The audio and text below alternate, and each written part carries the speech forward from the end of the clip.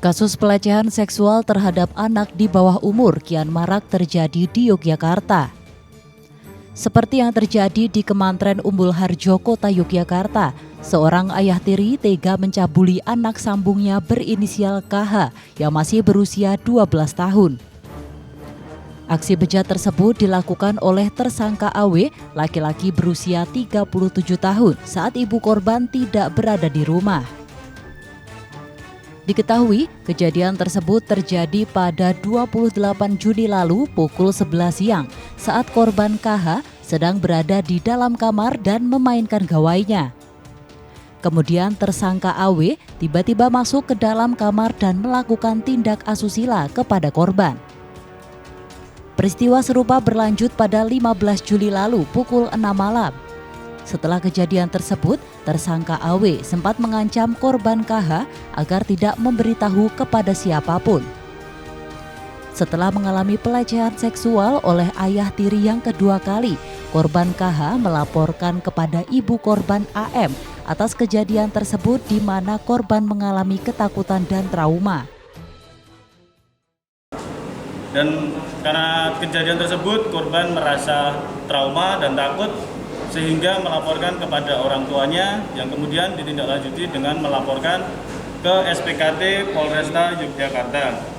Dan atas laporan tersebut kami dapat menangkap dari saudara AW pada hari Selasa 30 Agustus 2022 sekira pukul 14, dan pada saat itu juga kita langsung melakukan penahanan pada jam 16 di rutan Polresta Yogyakarta. Dari kejadian tersebut ditemukan barang bukti berupa kaos lengan pendek, celana pendek, serta pakaian dalam. Atas perbuatannya, tersangka dijerat pasal 82 ayat 2 Undang-Undang Republik Indonesia Nomor 17 Tahun 2016 tentang Perlindungan Anak dengan ancaman 5 tahun hukuman penjara.